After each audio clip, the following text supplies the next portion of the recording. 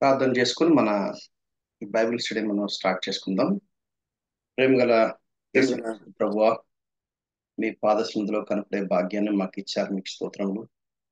మీ ముఖ దర్శనం చేసుకోవడానికి మేము ఆశపడుతున్నాం. మీ వాక్యాన్ని చదువుతుండగా ఏ ఉద్దేశం చేత ఈ వాక్యాన్ని మీరు మా కోసం రాయించి పెట్టారో ఆ మీ ఉద్దేశాలు మేము గ్రహించి వాటిని మేము అన్వయించుకోగలటానికి మాకు సహాయపడండి. వాక్యం చెప్పడానికి కావాల్సిన స్వేచ్ఛ స్వాతంత్రం అనుగ్రహించండి. పరిశుద్ధాత్మ ప్రేరేపణ అనుగ్రహించండి. పరిశుద్ధాత్మ అభిషేకం చొప్పున వినేవారికి అలాగే చెప్పేవారికి అన్వయించుకోవటానికై మీరు దయపాలించండి. యేసుక్రీస్తు వారి పరిశుద్ధమైన నామమున ప్రార్థించి వేడుకుంటున్నాము తండ్రి. ఆమేన్. ఆమేన్.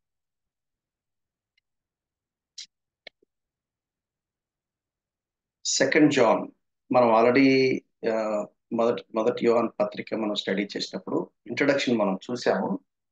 ఆ ఇంట్రడక్షన్ మనం పెద్దగా మార్పులే ఉండవు. ఎవరు రాశారు అంటే అపోస్తలుడైన యోహాను.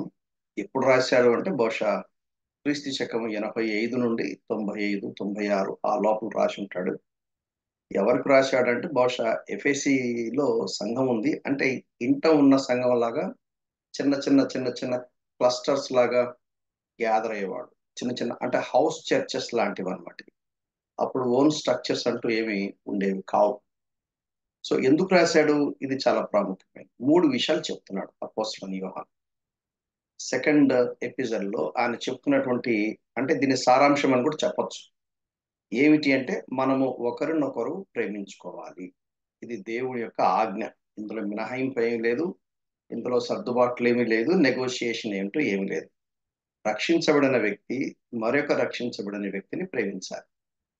ఈ ప్రేమను బట్టే ఒక సహవాసంలో ఉన్నాము అనే విషయము అర్థం చేసుకోవడానికి సాధ్యమవుతుంది అని అపోస్తలుడైన యోహాను మొదటి యోహాను పత్రికలో చెప్పిన సందేశం అదే. రెండవ యోహాను పత్రికలో కూడా చెప్పిన సందేశం అదే. తర్వాత రెండవ పాయింట్ ఏంటంటే దేవుడు దేవుని సేవకుల ద్వారా ఏ కార్యమైతే సంఘంలో చేయబడిందో ఆ కార్యము చెడగొట్టుకునే అవకాశం ఉంది కనుక మీరు జాగ్రత్త పడాలి అని రెండవది చెప్తున్నాడు. మూడవది దేవుని కార్యములు చెడగొట్టేది ఎవరు అంటే క్రీస్తు విరోధులు, వీరికి వంచకులు అని కూడా పేరు పెట్టాడు. ఈ 3 పాయింట్లు స్పెసిఫిక్ గా చెప్పటానికి అపోస్తలుడైన యోహాను ఈ చిన్న పత్రిక, చాలా చిన్న పత్రిక రాశాడు. అది మనం గుర్తుపెట్టుకోవాలి. ఈ చిన్న పత్రికను 4 భాగాలుగా డివైడ్ చేయొచ్చు. 4 భాగాలు. మొదటి 3 వచనాలనేమో పరిచయము, శుభాకాంక్షలు అంటే గ్రీటింగ్స్ చెప్పటానికి, ఇంట్రడ్యూస్ చేయటానికి ఈ మొదటి 3 వచనాల్లోని విషయాలు మనం గ్రహించుకోవచ్చు. 4వ వచనం నుండి 6వ వచనం వరకు అప్రిషియేట్ చేయాలనుకున్నాడు. అభినందన తెలపాలనుకుంటున్నాడు. దాని గురించినటువంటి వివరణ మనకు 4, 5, 6 ఈ 3 వచనాల్లో అర్థమవుతుంది. 7వ వచనం నుండి 11వ వచనం వరకు దేవుని యొక్క సేవా పరిచర్యలు, దేవుని సేవకుల ద్వారా ఏదైతే జరిగించబడిందో దాన్ని చెడగొట్టే వాళ్ళు ఉన్నారు. ఎవరు అంటే వాళ్ళు క్రీస్తు విరోధులు లేక వంచకులు. కనుక వాళ్ళ విషయమే ఎటువంటి జాగ్రత్తలు తీసుకోవాలో ఇక్కడ తను రాస్తున్నాడు. చివరిలో 12వ వచనం నుండి చివరి దాకా అది ముగింపు అని మనం చెప్పొచ్చు అన్నమాట. సరే, దీన్ని మనం స్టార్ట్ చేసుకోక మునుపు నేను ఒకసారి ఈ పత్రిక అంతా చదువుతాను. మీరు అలాగే మ్యూట్ లో ఉండి మీరు కూడా నాతో పాటు చదవవలసిందిగా నేను మనవి చేస్తున్నాను.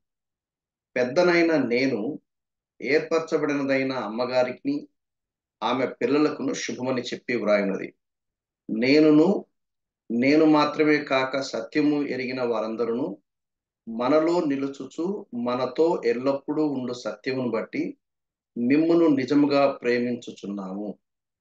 సత్య ప్రేమలు మన యందుండగా తండ్రి అయిన దేవుని యొద్ద నుండి కుమారుని యొక్క తండ్రి యొక్క కుమారుడగు యేసుక్రీస్తు నొద్ద నుండి కృపయు కనికరమును సమాధానమును మనకు తోడగును. తండ్రి వలన మనము ఆజ్ఞను పొందిన వారము నీ పిల్లలలో కొందరు సత్యమును అనుసరించి నడుచుచుండట కనుగొని బహుగా సంతోషించుచున్నాను. కాగా అమ్మా, క్రొత్త ఆజ్ఞ నీకు రాసినట్టు కాదు గాని మొదటి నుండి మనకు కలిగిన ఆజ్ఞనే వ్రాయిచు మనము ఒకరినొకరు ప్రేమింపవలనని నిన్ను వేడుకొనుచున్నాను. మనం ఆయన ఆజ్ఞలను ఆ ప్రకారము నడుచుటయే ప్రేమ. మీరు మొదటి నుండి వినిన ప్రకారము ప్రేమలో నడుచుకునవలననిదే ఆ ఆజ్ఞ. యేసుక్రీస్తు శరీరధారి అయి వచ్చెనని ఒప్పుకొనని వంచకులు అనేకులు లోకంలో బయలుదేరి ఉన్నారు. అట్టివాడే వంచకుడును క్రీస్తు విరోధినై ఉన్నాడు. నేను మీ మధ్య నెరవేర్చిన కార్యములను చెడగొట్టుకొనక మీరు పూర్ణ ఫలము పొందునట్లు జాగ్రత్తగా చూచుకొనుడి.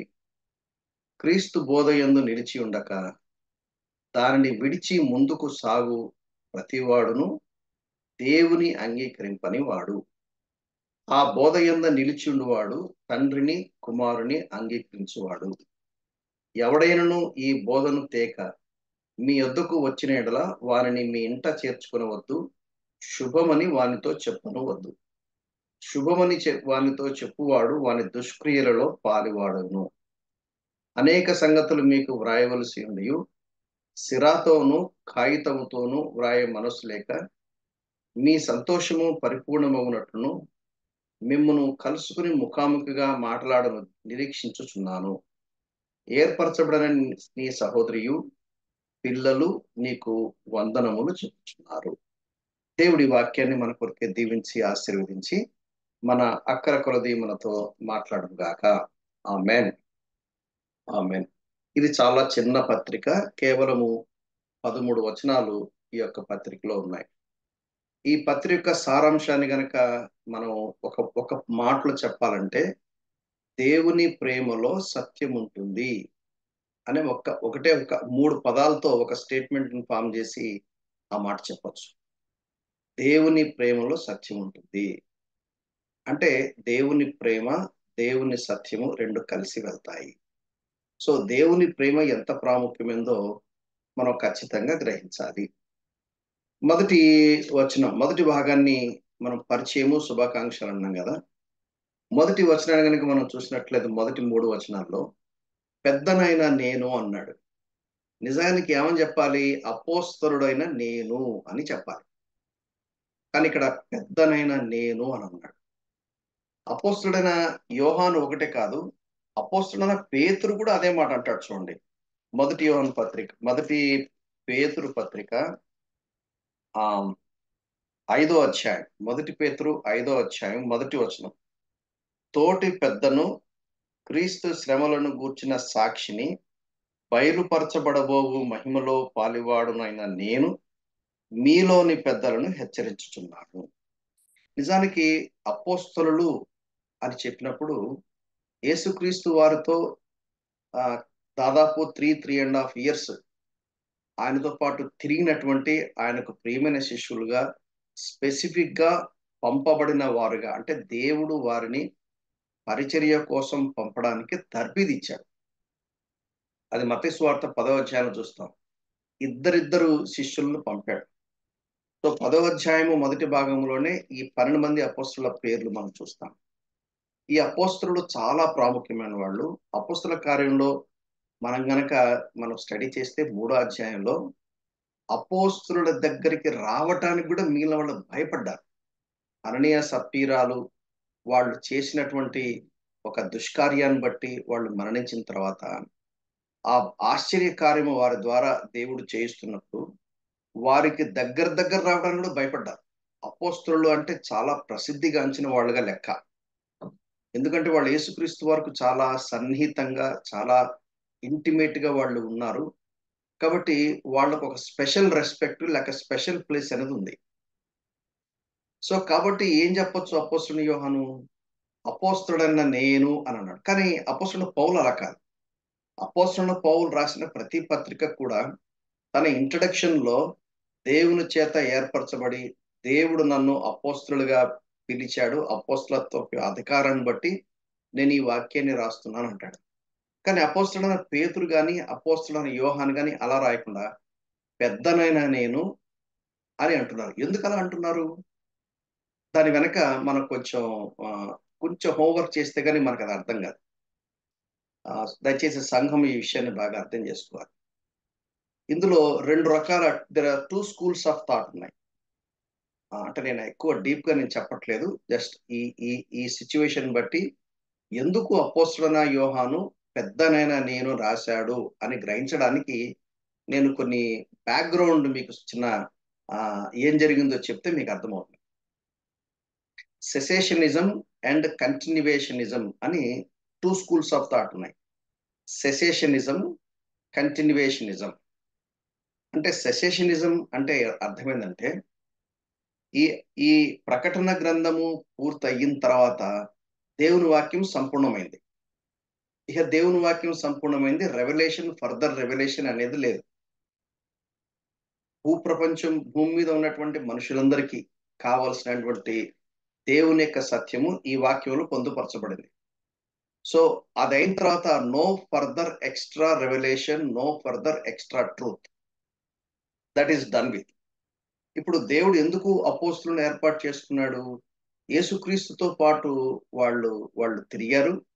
వాళ్ళు యేసుక్రీస్తును చాలా పర్సనల్ గా, అది మనం 1 యోహాను పత్రిక 1వ అధ్యాయము 1వ భాగంలో మనం చూసాం. జీవవాక్యమును గూర్చి మేము చూచినది, మేము వినినది, ఏది తాకి చూసామో, ఏది అనుభవించామో దాన్ని మీకు తెలియజేస్తూ మీతో సహవాసాన్ని కలిగి ఉన్నాము అని మొట్టమొదటి పోర్షన్ మనం చాలాసేపు మనం సహవాసం గురించి మనం ధ్యానం చేశాం. సో ఈ అపోస్తలులు, ఈ ప్రవక్తలు, వీళ్ళ పరిచర్య దేవుని యొక్క వాక్యాన్ని రాయటానికి దేవుడు వారిని స్పెసిఫిక్ గా సెలెక్ట్ చేసుకున్నాడు. అంత మాత్రం కాకుండా అపోస్తల కార్యంలో 1వ అధ్యాయము 8వ వచనంలో దేవుడు వారికి ఏ ఆజ్ఞ ఇచ్చాడో దాన్ని గ్రేట్ కమిషన్ అంటారు. మీరు నాకు సాక్షులై ఉన్నారు. యెరూషలేము, యూదయ, సమరయ, గలిలయ దేశములందంతటా మీరు నాకు సాక్షులై ఉన్నారు. ఆ ట్రూత్ ఏదైతే ఉందో అపోస్తల కార్యంలోనే కంప్లీట్ అయింది. అపోస్తల కార్యం 7 అధ్యాయంలో అక్కడ యెరూషలేములో ఉన్నటువంటి పరిచర్య, ఎప్పుడైతే 7వ అధ్యాయంలో స్టెఫను చనిపోతాడో, చనిపోయిన తర్వాత సంఘానికి శ్రమ వచ్చిందో వాళ్ళు చెదిరిపోయారు. చెదిరిపోయినప్పుడు వాళ్ళు ఏం చేశారంటే యెరూషలేము నుండి యూదయ అంతా విస్తరించారు. యూదయ నుండి సమరయకి వెళ్ళారు. సమరయ నుండి బూదిగంతం వరకు వాళ్ళు వెళ్ళిపోయిన చోటలో సువార్త చెప్పారు. సో యాక్ట్స్ 1:8 ఫుల్ఫిల్ అవ్వటానికి శ్రమలు అనేవి దోహదపడ్డాయి.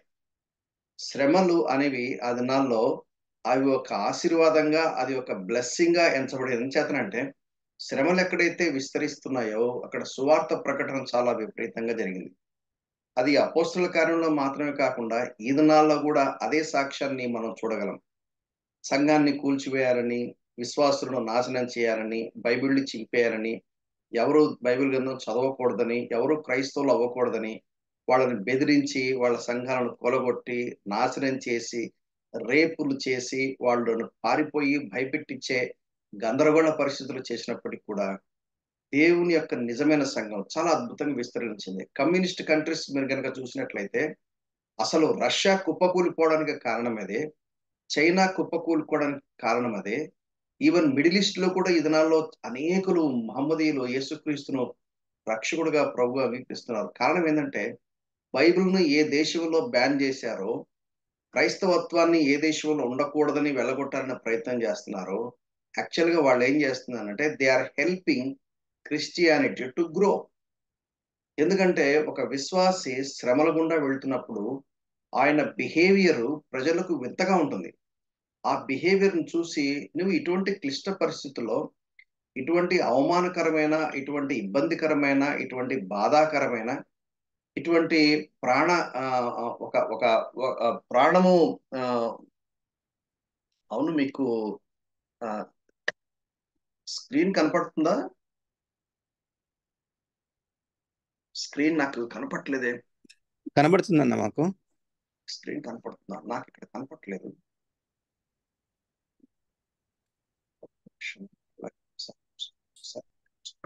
నేను ఒకటి శాంపుల్ గా పెట్టుకున్నాను.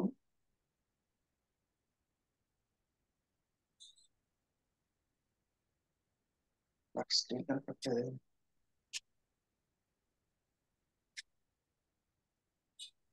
ఓకే, మీకు కనపడితే పర్లేదు, అయితే నో ఇష్యూ. సో ఎందుకు దేవుని ప్రేమలో సత్యం ఉంటుంది అనే స్లైడ్ చూస్తున్నాను. ఓకే, యా ఎగ్జాక్ట్లీ సేమ్ అదే. ఇప్పుడు ఏమైందంటే, ఎందుకని సెసేషనిజం, కంటిన్యూవేషనిజం అని 2 స్కూల్స్ ఆఫ్ థాట్ ఏర్పడ్డాయంటే, సెసేషనిజం అంటే అర్థమైందంటే, అపోస్తలులు, ప్రవక్తలు, అపోస్తల కార్యంలో కానివ్వండి, ఫస్ట్ సెంచరీ చివరి భాగం వరకు కానివ్వండి, వాళ్ళు చేసినటువంటి అద్భుత కార్యాలు, ఆశ్చర్య కార్యాలు అవి వాళ్ళతోనే ఎండ్ అయిపోయినాయి. అట్లంటే దేవుడు ఆశ్చర్యకార్యాలు చేయడా? దేవుడు అద్భుత కార్యాలు చేయడా? చేస్తాడు.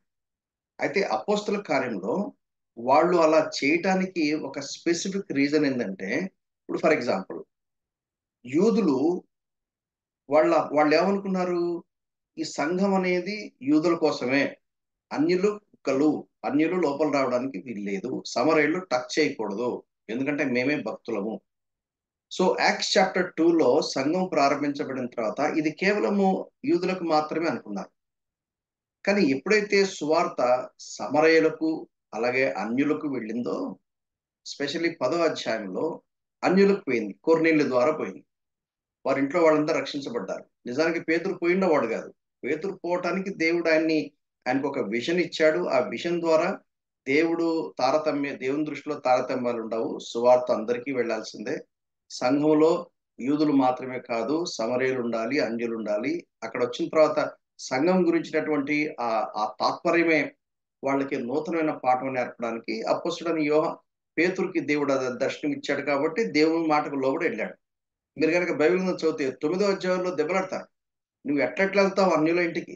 నువ్వు అపోస్తలుడు, నువ్వు కదా, నువ్వు యూదుడు కదా, అన్యులను నువ్వు తాకడానికి వీల్లేదు కదా, నువ్వు అట్లెట్లా వెళ్తావు అంటే నేనేం చేయమంటావు చెప్పు.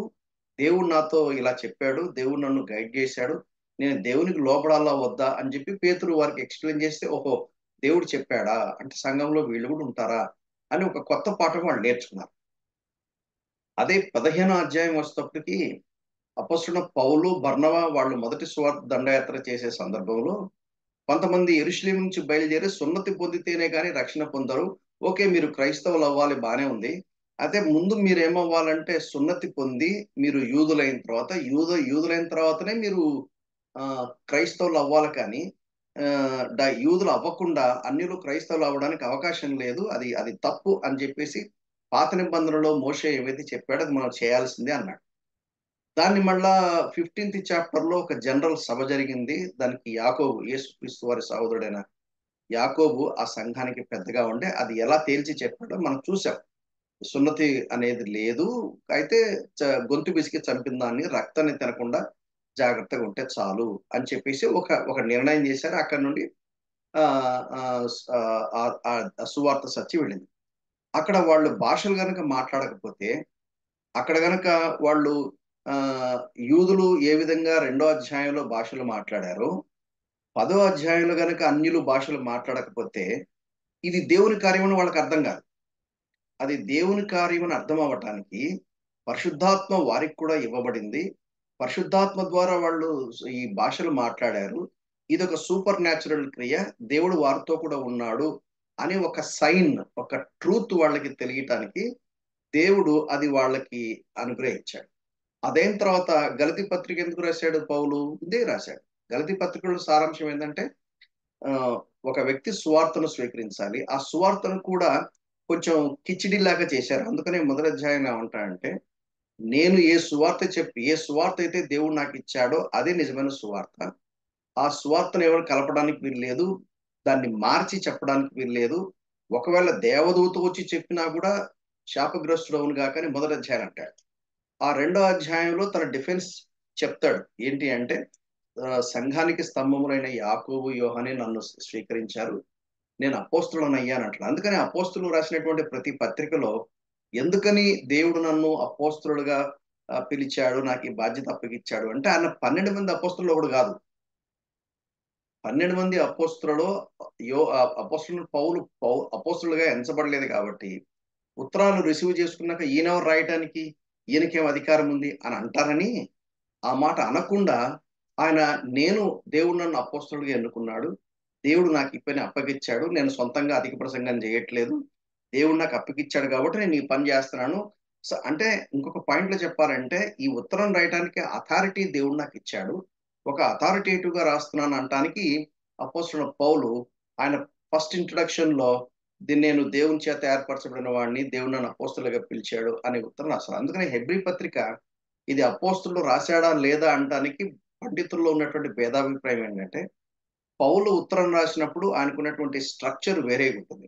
సో ఎనీవే మీకు ఈ ట్రూత్ అర్థం అవటానికి నేను ఇవన్నీ కలిపి చైన్గా చెప్తున్నాను. యాక్చువల్గా నా పాయింట్ ఆఫ్ ప్రజెంటేషన్ ఏంటంటే, అపోస్తుడనే యోహాను ఎందుకు నేను అపోస్తుడు అనుకుంటా పెద్దను అన్నాడు. ఆ తర్వాత అపోస్తుడైన పౌలు ఆ, రెండవ తిమోతి పత్రికకు అలాగే తీతు పత్రికకు రాసినప్పుడు అక్కడ పెద్దలు పరిచారకులు అని రెండు సంఘానికి సంబంధించినటువంటి నాయకత్వంలో రెండు పాత్రలు ఉన్నాయి అని, పెద్దలు పరిచారకులు, పెద్దలు ఎలా ఉండాలి, పరిచారకులు ఎలా ఉండాలి అని వాళ్ళ గురించినటువంటి ఒక వివరణ ఇస్తాడు. ఆ వివరణ ఇచ్చినప్పుడు ఆ వివరణ అది పురుషుల గురించి మాట్లాడతాడు కానీ స్త్రీల గురించి మాట్లాడు. సో కాబట్టి సంఘంలో నాయకత్వం పురుషులే ఉండాలి అని ఒక ట్రూత్ అర్థమైంది. కానీ అక్కడ రాసేటప్పుడు మీరు ఆ మూల భాషలో నేను ఒక చోట డీకన్స్ కి ఆ, ఆ, వాళ్ళు డిక్లేర్ చేసి సంఘం ముందు చేతులు పెట్టి ప్రార్థన చేయక మునుపు నన్ను ఒకటి రెండు చోట్ల పిలిచి ఇలాగే బ్రదర్ మీరు నాయకత్వం గురించి కొంచెం వాక్యం చెప్పండి అంటే నేను ఇవన్నీ టీచ్ చేశాను అనమాట. దాంతో నాకు బాగా గుర్తుంది. ఆ రాయబడినటువంటి మాటలో ఇంగ్లీష్ లో కొన్నిసార్లు బిషప్ అంటాడు, ప్రెస్బిట్యూరియన్ అని అంటాడు. ఈ మూల భాషలో అవన్నీ కనుక జాగ్రత్తగా పోల్చి చూస్తే పెద్దలు పరిచారకులు రెండే ఉన్నాయి. Offices only two offices. అపోస్తలులు అనే ఆఫీస్ లేక అపోస్తలులు అనే కృపావరము ఫస్ట్ సెంచరీతో లాస్ట్ డిసైపుల్ అపోస్తలు అనే యోహాన్తో కంప్లీట్ అయింది. దాన్ని సెసేషనిజం అంటారు. కంటిన్యూవేషనిజం అని ఇంకొక స్కూల్ ఆఫ్ థాట్ ఉంది. కంటిన్యూవేషన్ అని నమ్మేవాళ్ళు పెంతెకొస్తల వాళ్ళు. వాళ్ళు ఏమంటారంటే లేదు ఇంకా కంటిన్యూ అవుతుంది అంటారు. ఈ ఈ సెసేషనిజం అని నమ్మేవాళ్ళు నేను అదే నమ్ముతాను. I believe that. అట్లా అని చెప్పి దేవుడు అద్భుత కార్యాలు ఆశ్చర్యకార్యాలు చేయడు అని నేను అన్ను. దేవుని యొక్క ఇష్టం అది. ఎందుకంటే దేవుణ్ణి నేనెవరిని బాక్స్ లో ఫిక్స్ చేయడానికి, అయితే ఒక సంఘానికి కావాల్సినటువంటి ట్రూత్ బైబిల్ గ్రంథంలో స్పష్టంగా ఇచ్చాడు కాబట్టి నేను అక్కడ బౌండరీస్ నేను సెట్ చేసుకుంటాను. మార్క్స్ వార్త 16 అధ్యాయంలో సువార్త ప్రకటించమని చెప్పి గ్రేట్ కమిషన్ చెప్తాడు. మీరు సర్వలోకానికి వెళ్ళి సర్వసృష్టికి సువార్తను ప్రకటించండి అని చెప్పిన తర్వాత దాని కింద ఎవరైతే కొత్తగా రక్షించబడతారో వాళ్ళు చేసే అద్భుత కార్యాలు కొన్ని ఉన్నాయి. ఏమని, పావులు ఎత్తి పట్టుకుంటే ఏం కాదు, విషం తాగితే ఏం కాదు అని ఇట్లా కొన్ని ఒక లిస్ట్ ఉందన్నమాట. ఆ చివరిలో మరలా ఆ గ్రేట్ కమిషన్ కంటిన్యూయేషన్ ఏముందంటే, నేను యుగ సమాప్తి వరకు నేను సదాకాలం మీతో ఉన్నాను, నేను మిమ్మల్ని పంపిస్తున్నాను, నేను మీతో ఉన్నాను కాబట్టి నా అథారిటీ కూడా మీతో ఉంది, కాబట్టి మీరు వెళ్ళు ఈ అథారిటీతో సువార్త చెప్పొచ్చు అన్నాడు. కాబట్టి సువార్త నేపథ్యంలో ఏదైనా అద్భుతాలు ఆశ్చర్యకారాలు జరిగితే జరగచ్చు. కానీ ఒక ఆఫీస్ పెట్టేసుకొని నేను నేను అద్భుతాలు చేసేవాడిని, మీరు నా దగ్గర వచ్చి లైన్ కట్టండి నేను మీకు అద్భుతాలు చేస్తాను అనేది లేదు. ఒకవేళ అదే కనుకుంటే ఆసుపత్రులు ఎందుకు, ఈ మందులు ఎందుకు, లేదు, ఆ ఆఫీస్ లేదు. అయితే ఎవరైనా సిక్గా ఉంటే బైబిల్ గ్రంథం చెప్తుంది నూనె రాసి ప్రార్థన చేయండి అని, దేవుడు ఆ రోగిని స్వస్థపరుస్తాడు. అట్లా అని చెప్పి రోగులందరినీ స్వస్థపరుస్తాడా, గ్యారంటీ చెప్పడానికి వెళ్ళలేదు. సో దేవుని యొక్క సంకల్పం చొప్పున, దేవుని యొక్క ఏర్పాటు చొప్పున దేవుడు ఎవరిని స్వస్థపరచాలో ఎవరిని స్వస్థపరచకుండా ఆయన తన కార్యాన్ని ఆయా విధాలుగా నెరవేర్చుకుంటాడో అది ఆయన సంకల్పంలో ఉంటుంది. కాబట్టి ఒక కాంక్రీట్ గా ఒకే ఒక స్కేల్ తో మనం మెజర్ చేయడానికి వీలు కాదు.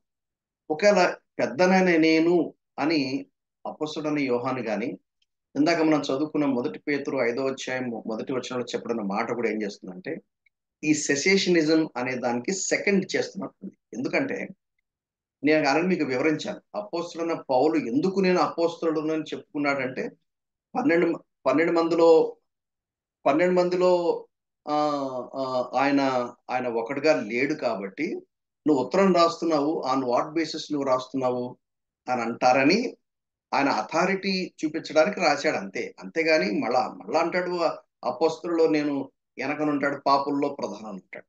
సో కాబట్టి ఆయనకి పెద్ద ఆ డిజిగ్నేషన్ మీద పెద్ద యావ లేదని మనకు స్పష్టంగా అర్థమవుతుంది. అయితే ఆయన రాసిన లెటర్స్ కి అథారిటీ ఉంటానికని అలా చెప్పాడు. కాబట్టి ఇక్కడ పెద్దనైనా నేను అని అంటే అర్థం ఏంటంటే, నేను కూడా తోటి పెద్దను అంటాడు పేతురు పత్రిక 5వ అధ్యాయంలో. సో సెసేషనిజం అని ఒక నమ్మే ఎవరైతే వాళ్ళు ఉన్నారో వాళ్ళకి ఈ ఈ ట్రూత్ బట్టి మనం అది strong, yes it is correct అంటానికి అవకాశం ఉంది. అంటే సెసేషనిజం అంటే ఏమేమి లేవు, భాషలు మాట్లాడడం కానీ, భాషలకు తర్జుమా చేయటం కానీ, ఒక స్పెసిఫిక్ గా ఒక ఒక ఒక గ్రేట్ మెరకల్ వర్కర్ గా అదే ఒక మెయిన్ బిజినెస్ గా మెయిన్ ఆఫీస్ గా పెట్టుకోవటం అనేది లేదు. స్వార్థ ప్రకటనలో దేవుడు చేయొచ్చు, చేయకపోవచ్చు, మనకు తెలియదు. మన ప్రియులైన వారు ఎవరైనా అనారోగ్యంగా ఉన్నారు, ఎవరైతే బాధలు ఉన్నారు, ఇబ్బందులు ఉన్నారు, మెరకల్ చేయండి ప్రభు అని మనం అడగొచ్చు. ఎందుకంటే బైబిల్లో రాయబడింది, అడగొచ్చు. అది స్వస్థపరుస్తాడా లేదా అనేది ఆయన ఇష్టం అది. సో కాబట్టి గంటాపదంగా బై ఆల్ మీన్స్ ఇది స్వస్థత జరిగి తీరాల్సిందే అని దేవుణ్ణి మనం శాసించే హక్కు మనకు లేదు. మన దేవుణ్ణి ఏ మానవుడు కూడా అలా శాసించడానికి వీల్లేదు. సో ఐ థింక్ ఈ పాయింట్ మీకు అర్థమైంది అనుకుంటున్నాను. పెద్దనైనా నేను అని ఎందుకు రాశాడో మీరు గ్రహించాలని నేను కోరుతున్నాను. తర్వాత ఏర్పరచబడినదైన అమ్మగారికి ఆమె పిల్లలకు శుభమని చెప్పి వ్రాయినది. ఇలా అన్నప్పుడు స్కాలర్స్ ఏమంటారంటే దీని గురించి రెండు విధాలుగా ఆలోచిస్తారు. ఎవరు ఏర్పరచబడిన అమ్మగారు? కొంతమంది ఏమంటారంటే ఒక ఒక స్థానిక సంఘం ఉంది, ఒక చిన్న ఫ్యామిలీ గ్రూప్ ఉంది. బహుశా ఈ అమ్మగారి ఇంట్లో వాళ్ళు సంఘంగా వాళ్ళు సమావేశమవుతుంటే ఈ అపోస్తుడైన యోహాను ఈ అమ్మగారికి కొంత హెచ్చరిక ఇవ్వటానికి బహుశా అమ్మగారికి రాశాడేమో. ఆమె పిల్లలు అంటే ఆమె సువార్త చెప్పడం ద్వారా ఎంతమంది అయితే రక్షించబడ్డారో వాళ్ళు ఆ ఆ స్థానిక సంఘంలో చేరి ఉండొచ్చు అని చెప్పేసి కొంతమంది అంటారు. మరి ఇంకో కొంతమంది ఏమంటారంటే లేదు లేదు, సంఘానికి శిరస్సుగా లేక సంఘానికి నాయకత్వం వహించేది స్త్రీ కాదు కదా, స్త్రీకి దేవుడు సంఘానికి ఒక నాయకురాలుగా చేయటం అనేది బైబిల్ గ్రంథంలో లేదు కదా. అయితే వాళ్ళు సండే స్కూల్లో కానీ లేకపోతే ఉమెన్స్ స్త్రీల మధ్యలో కానీ వాళ్ళు చెప్పడానికి కుదురుతుంది. కానీ పురుషుడు ఉన్నప్పుడు లేక మేల్ లీడర్షిప్ ఉన్నప్పుడు వాళ్ళ ఎదురుగుండా నిలబడి చెప్పడానికి వీల్లేదు. ముసుగు వేసుకోమని చెప్పి 1 కొరింథీ 11 అధ్యాయంలో చెప్పాడు. కాబట్టి దాన్ని బట్టి అమ్మగారు అంటే సంఘముగా తీసుకోవాలి, ఆమె పిల్లలు అంటే సంఘములోని విశ్వాసులుగా తీసుకోవాలి అని అంటారు. ఎందుకంటే చివరిలో లాస్ట్ వర్స్ లో కూడా అంటాడు చూడండి, ఏర్పరచబడిన నీ సహోదరి. ఈ మొదటి గుంపులో ఉన్న వాళ్ళు ఏమంటారంటే చూసావా, అపోస్తుడైన యోహాను తన భార్య గురించి మాట్లాడుతూ ఏర్పరచబడిన నీ సహోదరి, పిల్లలు అంటే వారితో పాటు ఉన్నటువంటి సంఘం అని అంటారు. సో ఇంకొక గుంపు ఏమంటారంటే లేదు లేదు, ఇది కూడా ఏర్పరచబడిన ఎందుకంటే మీరు ఒక విషయం గ్రహించాలి. దీని కొద్ది బ్యాక్గ్రౌండ్ కాంటెక్స్ట్ కూడా మీకు వివరిస్తే బాగుంటుంది. అపోస్తలుడైన పేతురు కూడా మొదటి పేతురు ఉత్తరం రాసినప్పుడు ఆయన బబులోనుకు ఉత్తరం రాస్తున్నట్టుగా రాస్తాడు. ఎందుకని బబులోనికని ఉత్తరం రాస్తున్నాడు? ఇది బ్లాక్ అండ్ వైట్ లో ఉంటుంది, అది ఎటైనా స్ప్రెడ్ ఓవర్ అయిపోతుంది. ఆ కాపీ రోమన్ ఎంపరర్ దగ్గరికి వెళ్తుంది, ఆ కాపీ ఎవరి దగ్గరికైనా వెళ్ళడానికి అవకాశం ఉంది. ఇది ప్రైవేట్ గా రహస్యంగా దాచుకోవడానికి వీల్లేదు. అందుకని అపోస్తలుడైన పేతురు ఏం చేస్తారంటే నేను పలాని వాళ్ళకి ఉత్తరం రాస్తున్నానని చెప్పి రిసిపియన్స్ కి అడ్రస్ చేయడు. అదే అపోస్తలుడైన పేతురు రాశాడు, అపోస్తలుడైన పౌలు రాశాడు, పక్కా రాస్తాడు గలిలియలోని సంఘాల్లో ఉన్న వారికి అని అంటాడు, లేక కొలసీలో ఉన్నటువంటి సంఘస్థులకు అంటాడు, లేక ఫిలిప్పీలో ఉన్నటువంటి సంఘస్థులకు అంటాడు, లేకుంటే తెస్సలోనికలో ఉన్నటువంటి సంఘస్థులకు అంటాడు. ఎందుకంటే ఈ అపోస్తలుడైన పౌలు ఆయన మొదటి సువార్త దండయాత్ర, రెండవ సువార్త దండయాత్ర, మూడవ సువార్త దండయాత్ర చేసిన కారణం చేత ఆయన పరిచర్యలో ఎవరైతే రక్షించబడ్డారో వాళ్ళందరినీ సమావేశపరిచి సంఘాలుగా చేశాడు. కాబట్టి ఎవరెవరైతే ఆయన పరిచర్యలో రక్షించబడి సంఘాలుగా సమకూర్చబడి వాళ్ళని వాక్యంలో పెంచుకుంటూ పెంచుకుంటూ పెంచుకుంటూ ఒక ఒక ఒక ఒక నాయకుడిని అక్కడ పెట్టేసి ఆ సంఘాన్ని పోషిస్తూ ఈయన ఉత్తరాలు రాయడం జరిగింది. బట్ అపోస్తలుడైన యోహాను కానివ్వండి, అపోస్తలుడైన పేతురు కానివ్వండి, లేక అలాగే యాకోబు కానివ్వండి, యూదా కానివ్వండి, వీళ్ళ పరిచర్యలు అలా కాదండి. ఆల్రెడీ సంఘాలు స్థాపించబడ్డాయి. ఎక్కడ స్థాపించబడ్డాయి? యాక్ట్స్ చాప్టర్ 2లో దేవుడు మొట్టమొదటి సంఘాన్ని స్థాపించిన తర్వాత శ్రమల కారణంగా చెదిరిపోయిన వాళ్ళు ఉన్నారు చూసారా. శ్రమల కాలంగా చెదిరిపోయిన వాళ్ళు ఎక్కడెక్కడికైతే చెదిరిపోతారో వాళ్ళు స్వార్థ ప్రకటించడం కారణం చేత చిన్న చిన్న చిన్న చిన్న సంఘాలుగా ఏర్పరచబడ్డాయి. సో వాళ్ళని ఈ అపోస్తులు, మిగిలిన అపోస్తులు ఎవరైతే ఉన్నారో మనకు 12 మంది అపోస్తుల్లో ఒకడు పోయాడు, యూదా ఇస్కరియోతు. 11 మంది మిగిలారు. ఆ 11 మంది అపోస్తులలో పేర్లు అందరి పేర్లు రావు. అందరి పేర్లు రానంత మాత్రాన వాళ్ళు ఏ పరిచర్య చేయలేదు, వాళ్ళంతా డమ్మీ క్యాండిడేట్లు అని చాలా మంది మాట్లాడతారు. చాలా తప్పది. బైబిల్‌లో రాయనంత మాత్రాన నేను ఊహించుకునే హక్కు నాకు లేదు. రాయబడనంత మాత్రాన వాళ్ళ అడ్రస్ రాయబడలేదు కాబట్టి వాళ్ళంతా డమ్మీ క్యాండిడేట్లు. ఎందుకు అటువంటి వాళ్ళని అపోస్తలుగా చేర్చుకోవాలి అనే హక్కు నాకు లేదు. బైబిల్ గ్రంథం జాగ్రత్తగా పరిశీలిస్తే దేవుడు ఎంతైతే అవసరమో అంతే రాస్తాడు. అది కూడా జిప్ ఫైల్స్ అంటాం. ఈ కంప్యూటర్ లాంగ్వేజ్‌లో ఈ మాట ఆ పరిజ్ఞానం ఉన్న వాళ్ళకి అర్థమవుతుంది. జిప్ ఫైల్ అంటే అర్థమైందంటే ఒక డేటాను ఒక చోటు నుంచి మరో చోటికి ఆన్‌లైన్‌లో ట్రాన్స్‌ఫర్ చేసేటప్పుడు ఫైల్ సైజ్ పెద్దదిగా ఉన్నప్పుడు చాలా టైం పడుతుంది.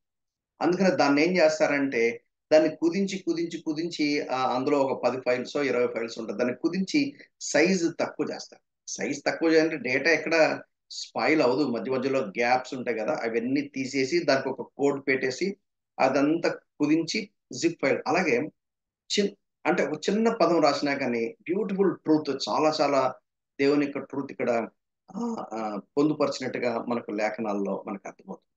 సో, ఏర్పరచబడిన అమ్మగారికి, ఆమె పిల్లలకు అన్నప్పుడు there are 2 schools of thought ఉన్నాయి అనే విషయాన్ని మనము గుర్తుపెట్టుకోవాలి. గుర్తుపెట్టుకొని మనం వాక్యాన్ని మొట్టమొదటిసారి చదువుతున్నప్పుడు, లేక రెండోసారి, మూడోసారి చదువుతున్నప్పుడు మనకు అర్థం కాదు గానీ, దాన్నే పదే చదువుతూ సంవత్సరాల తరబడి అలా వాక్యాన్ని చదువుతా ఉంటే, మెల్లిగా మనకి ఆ అవగాహన అనేది మనకు కనపడుతుంది.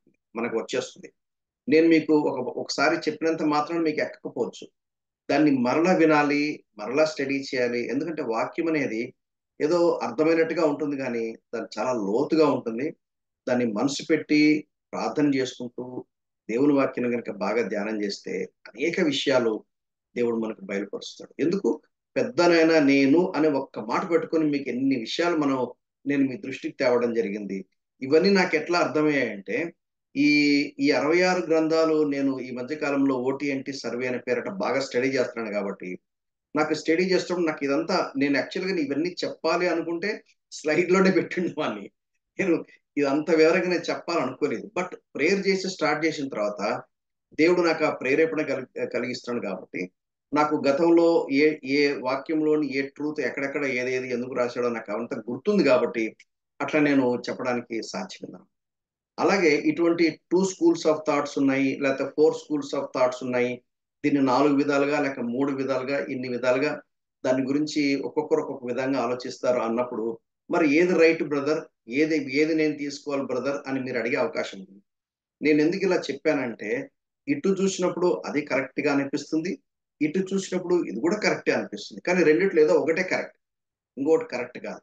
అందుకని నేను ఎప్పుడైతే 2 స్కూల్స్ ఆఫ్ థాట్ లేక 3 స్కూల్స్ ఆఫ్ థాట్ దీన్ని 3 విధాలుగా ఆలోచించే అవకాశాలున్నాయి. 3 గుంపులు 3 విధాలుగా ఆలోచిస్తారు అని మీకు ఏదైతే చెప్తున్నానో, అక్కడ నా స్టాండ్ ఇదని నేను చెప్పట్లా. ఎందుకు అంటే, ఇవాళ నేను ఈ స్టాండ్ అన్నప్పుడు నేను చెప్పింది బ్లైండ్‌గా మీరు స్వాలో చేయొచ్చు. దేవుని వాక్యాన్ని ఎప్పుడు కూడా బ్లైండ్‌గా స్వాలో చేయకూడదు. వాక్యాన్ని విన్నప్పుడు ఏం చేయాలంటే ప్రేయర్‌ఫుల్‌గా మళ్ళా స్టడీ చేయాలి. స్టడీ చేసేటప్పుడు పరిశుద్ధాత్మ దేవుడు మనకు కన్విక్షన్స్ కలుగజేస్తాడు. అప్పుడు ఆ చొప్పున ఇది కరెక్ట్ అంటారు. కానీ క్లారిటీ ఎప్పుడైతే మనకు ఉండదో, దాన్ని క్లారిటీ లేనట్టుగానే మనం తీసుకోవాలి. దీన్ని ఏమంటారంటే హెర్మెన్యూటిక్స్ అంటారు టెక్నికల్‌గా. హెర్మెన్యూటిక్స్ అంటే అర్థం ఏందంటే principles of interpreting the scriptures. లేఖనాలని ఏ విధంగా ఇంటర్ప్రిట్ చేయాలి? దీన్ని ఎలా అర్థం చేసుకోవాలంటే కొన్ని కొన్ని రూల్స్ అండ్ రెగ్యులేషన్స్ ఉన్నాయి. ఆ రూల్స్ అండ్ రెగ్యులేషన్స్ కానీ మీకు అర్థమైతే గాని మీకు ఇది ఇంటర్ప్రిటేషన్ మీకు అర్థం కాదు. సో దీన్ని ఇంటర్ప్రిట్ చేసేవాళ్ళు ఒక గుంపు వాళ్ళు ఒక రకంగా ఇంటర్ప్రిట్ చేస్తారు. ఇంకొకరు ఇంకో రకంగా ఇంటర్ప్రిట్ చేస్తారు. కాబట్టి వాక్యాన్ని అండర్‌స్టాండ్ చేసుకోవడానికి ఎప్పుడన్నా దేవుని చిత్తమైతే చెప్తానులెండి. ఈ మధ్య కాలంలో ఎప్పుడైతే ఐ థింక్ యెస్టర్‌డేనా డే బిఫోర్ యెస్టర్‌డే విజయవాడలో ఆహ్, ఆహ్, ఒక ఒక ఒక గ్రూప్ ఆఫ్ పీపుల్‌కి నేను వాళ్ళకి చెప్పవలసొచ్చింది. తిమోతి ఎక్స్‌పోజిటర్స్ అకాడమీ అనే ఈ ఈ ఇన్‌స్టిట్యూషన్‌లో మేము వాక్యాన్ని బోధించడానికి మా హెర్మెన్యూటిక్స్ ఇలా ఉంటుంది. మేము ఇది నమ్ముతాము అని చెప్పి దాదాపు ఒక గంట సేపు దాని గురించి నేను టీచ్ చేయడం జరిగింది. సో, కాబట్టి మీరు మనసులో పెట్టుకోండి. ఎందుకంటే ఇప్పుడే కాదు ఎప్పుడు బైబిల్ స్టడీ అయినా కూడా ఎవరు చెప్పినా కానీ don't swallow it as it is. మీరు స్వీకరించండి. మీరు పర్సనల్‌గా మీ చెయ్యి, మీ వేలు ఆ లైన్ మీద పెట్టి అలా చదివి వీలుంటే ఒక పేపరు, పెన్ను, బుక్ పెట్టుకొని రాసుకొని దాన్ని కొంచెం మనసు పెట్టి జాగ్రత్తగా పరిశీలించి అప్పుడు ట్రూత్ కన్విక్షన్స్ ద్వారా మన హృదయంలో స్టోర్ చేసుకోవాలి. లేకుంటే రాంగ్ ఇంటర్ప్రిటేషన్ మన మైండ్ లో రాసుకున్నాం అనుకోండి, రేపు పొద్దున ఎవరైనా రైట్ ఇంటర్ప్రిటేషన్ చెప్పినప్పుడు ఇది అండూ చేయవలసి ఉంటుంది. అండూ చేయడం చాలా కష్టం. మీకు అది అర్థం అవ్వాలంటే ఒక పాట నేర్పించారనుకోండి, ఎవరైనా ఒక పాట నేర్పించినప్పుడు వాళ్ళు ఎవరైతే నేర్పిస్తారో ఆ చొప్పున పాట పాడతారు. నేను మళ్ళీ అక్కడికి వెళ్ళి ఏంటండి ఈ పాట ఇలా ఇలా పాడుతున్నారు ఏంటంటే, ఇదేనండి మేము ఎప్పటి నుంచో పాడుకుంటున్నాం, ఇదే కరెక్ట్ అంటే అప్పుడు నేనేమంటాను, లేదు లేదు ఈ పాట రాసింది నేను, ఈ పాటకు రాగం కట్టింది నేను, ఇది కరెక్ట్ కాదు, ఇది రాంగ్, ఇది కరెక్ట్. ఎందుకు అంటే పదాలు పలికేటప్పుడు ఆ ఆ స్పెల్ మిస్టేక్స్ లేకుండా రాగము రావటానికి తాళము, స్కేలు ఇవన్నీ సరిపడా పాట రాసేటప్పుడు ఇవన్నీ చూసుకుంటారు. సో ఆ చొప్పున ఇట్లా పాడితేనే పాటను కరెక్ట్ గా పాడడానికి ఉంటుందండి. ఎందుకంటే రాగం ఏదైనా పెట్టేసుకోవచ్చు, తప్పేం లేదు. సో అలా అంటానికి అవకాశం ఉంది. అందుకని రాంగ్ ఇంటర్ప్రిటేషన్ అనేది మన మైండ్ లోకి ఎక్కించుకోకూడదు. ప్రాపర్ కన్విక్షన్స్ ఉంటేనే అవే మన హృదయంలో ఎక్కించుకోవడం చాలా ప్రాముఖ్యమైనది. Anyway this is the passing on comment. తర్వాత రెండవ వచనం, నేనును నేను మాత్రమే కాక సత్యమును ఎరిగిన వారందరూ మనలో నిలుచుచు మనతో ఎల్లప్పుడూ ఉండు సత్యమును బట్టి మిమ్మును నిజంగా ప్రేమించుచున్నాము. నేను మరలా చదువుతాను చూడండి. నేనును నేను మాత్రమే కాక సత్యమును ఎరిగిన వారందరూ. మొదటిది ఏంటంటే, నేను ఇక్కడ స్లైడ్ లో నేను మీకు పెట్టాను చూడండి. సత్యమును మనము ఎరగాలి. అపోస్తలుడైన యోహాను ఏమంటాడంటే, నేను ఎరిగాను, నేను మాత్రమే కాదు కొంతమంది ఉన్నారు, వాళ్ళు సత్యాన్ని ఎరిగారు. అది మొదటిది. కామ పెట్టారంటే ఆగండి, నెక్స్ట్ గ్యాప్ తీసుకున్నాను అర్థం. రెండవది, మనలో నిలుచుచు మనతో ఎల్లప్పుడు ఉండు సత్యం బట్టి. అంటే ఈ సత్యాన్ని మనం ఎరగాలి, నంబర్ వన్. రెండవది, ఈ సత్యములో మనం నిలిచి ఉండాలి. మూడవది, ఈ ఈ ఈ సత్యంలో మనం ఎల్లప్పుడూ ఉండాలి. అంటే ఇప్పుడు ఫర్ ఎగ్జాంపుల్ ఒక ట్రూత్ నేను ఎరిగాను, ఆ ట్రూత్ ని ఎరిగిన తర్వాత ఆ ట్రూత్ యొక్క దాన్ని నేను అప్లై చేసుకుంటున్నాను. అంటే నిలవాలి అంటే అర్థం ఏంటంటే ఒబే అని అర్థం, అంటే ప్రాక్టీస్ అని అర్థం. ఏదైతే థియరీ విన్నామో అది ప్రాక్టీస్ లోకి రావాలి. ఏ సత్యం అయితే మనము అర్థం చేసుకున్నామో దాన్ని అప్లై చేసుకోవాలి, అన్వయించుకోవాలి. అది మొదటిది ఏంటంటే ఎరగాలి. రెండవది నిలవాలి అంటే ఒబే చేయాలి, దాన్ని అన్వయించుకోవాలి. మూడవది సత్యం మనతో ఎల్లప్పుడూ ఉండాలంటే ఏ సత్యాన్ని అయితే మనం ఒబే చేశామో అది టెంపరీగా కాకుండా అది పర్మనెంట్ గా ఉండాలి. సత్యము సత్యం అంటే ఏంటి సత్యము? యోహాను సువార్త 14:6లో యేసుప్రభు ఏమన్నా అంటే, నేనే మార్గము సత్యము జీవమునై ఉన్నాను అంటాడు. ఈ సత్యము అన్నప్పుడు ఆబ్జెక్టివ్ ట్రూత్ అన్నమాట. అంటే సత్యము అన్నప్పుడు పర్సన్, ఒక వ్యక్తి. ఎవరంటే యేసుక్రీస్తే పర్సన్. ఎందుకు యేసు ప్రభు నేనే స్టాండర్డ్ అని, నేనే సత్యం అన్నాడంటే ఈజ్ ద స్టాండర్డ్. ఆయన చెప్పిందే సత్యం. ఆయన ఆయన ఏదైతే చెప్పాడో అది సత్యం. మీరు అబద్ధం చెప్పొద్దు అని చెప్పాడు అనుకోండి, దట్స్ ఇట్. కొంచెం చెప్పొచ్చు, అప్పుడప్పుడు చెప్పొచ్చు. ఇది ప్రమాదకరం. 100 అబద్ధాలని చెప్పి పెళ్లి చేయాలండి, ఒక శుభకార్యం చేయాలంటే చిన్న తప్పు చేసినా తప్పు లేదని, అది వేరే వాళ్ళ స్టాండర్డ్. బైబిల్ ఎందుకు స్టాండర్డ్ ఏంటంటే తల్లిదండ్రులు సన్మానించు, ఇట్స్ అ కమాండ్. నువ్వు వ్యభిచారం చేయొద్దు, it's a command. That's a truth. ఎవరు చెప్పారు? జీసస్ క్రైస్ట్ చెప్పాడు. ఆయనే సత్యం. అది మొదటిది. రెండవది, ఆయన ఏదైతే చెప్పాడో చెప్పిందంతా సత్యం. అది యోహాను సువార్త 17:17 అంటాడు. నేను చదివితే చాలా బాగుంటుంది అనుకుంటాను. మనకు పరిచయం అయినా కానీ సరే, మనకు సందర్భం వచ్చింది కాబట్టి, సేమ్ కాంటెక్స్ట్ కి సంబంధించినటువంటి ఇష్యూ కాబట్టి మనం చదవటం అనేది న్యాయం. 14:6, యేసు నేనే మార్గమును సత్యమును జీవమును. నేనే మార్గం. నేనే అంటే అది ఎక్కడ 28వ అధ్యాయము ఆది కాండంలో ఒక నిచ్చెనను గురించినటువంటి దర్శనాన్ని చూస్తాడు యాకోబు. దాన్ని మళ్ళా ఆ మూడో అధ్యాయమా మొదటి అధ్యాయంలో నతాలియలతో చెప్తాడు. సో ఎక్కుతూ దిగుతూ అనే సందర్భం రాయబడింది. అంటే పరలోక రాజ్యానికి భూమికి నేను నిచ్చెనగా ఉన్నాను. అంటే నా ద్వారానే పరలోక రాజ్యానికి వెళ్ళాలి. నేనే మార్గము. I'm the way, there is no other way. I'm the only saviour, I'm the only redeemer, and there is none. అది దాని తాత్పర్యం. రెండోది, నేనే సత్యము. సత్యం నేనంటే ఐఎమ్ ద స్టాండర్డ్. స్టాండర్డ్ అంటే హీఈస్ ద మ్యాన్. అందుకనే మీరు గమనించాలి, సబ్బాతు దినాన్ని గురించినటువంటి క్వశ్చన్స్ వీళ్ళు శాస్త్రులు పరిచయకులు అప్పుడు వేస్తారు. అప్పుడు యేసుప్రభు ఏమంటాడు తెలుసా? అసలు ఈ ఈ సబ్బాతు దినానికి యజమానుడు ఎవరంటే యేసుప్రభు. Is the lord of Sabbath. కాబట్టి ఆయన ఒక సబ్బాతును ఒక పర్పస్ తో ఓల్డ్ టెస్టిమెంట్ లో పెట్టాడు. దాని మీనింగ్ ఏంటో ఆయన ఎక్స్ప్లెయిన్ చేశాడు.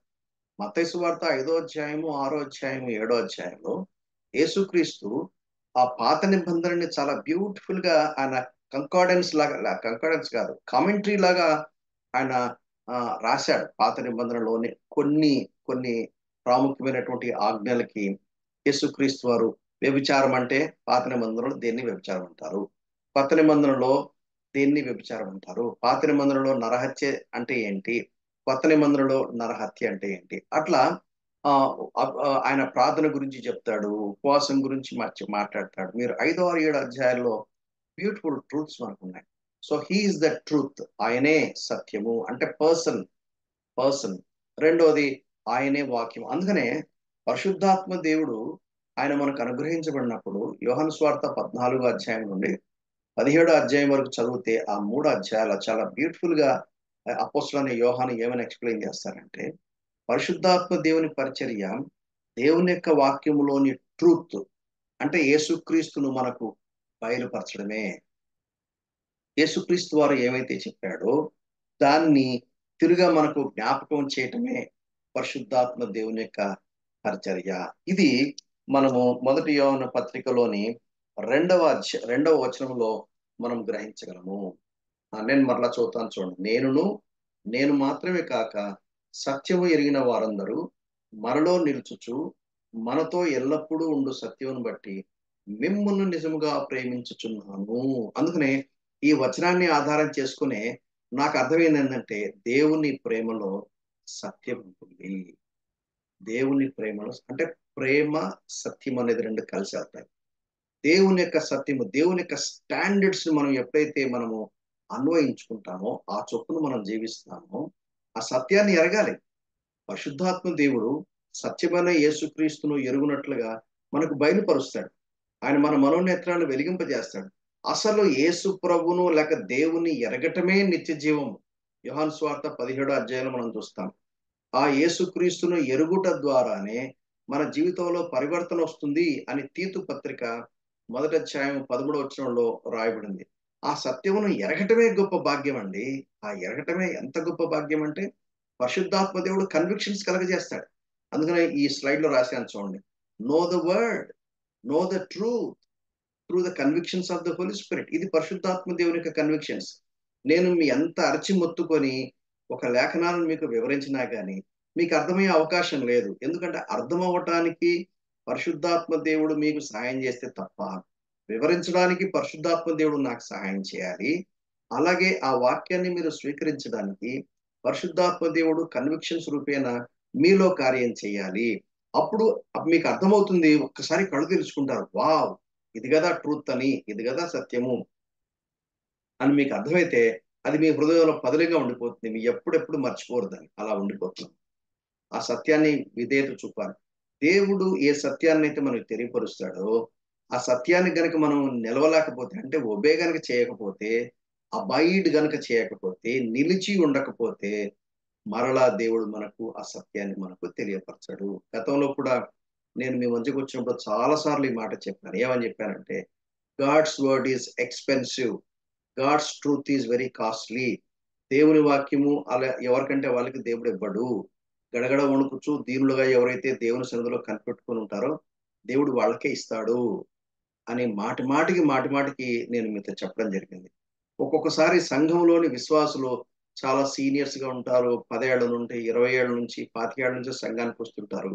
కానీ వాళ్ళ మాటలేమో అద్భుతమైనటువంటి స్పిరిచువల్ జార్గాన్ ఉంటుంది.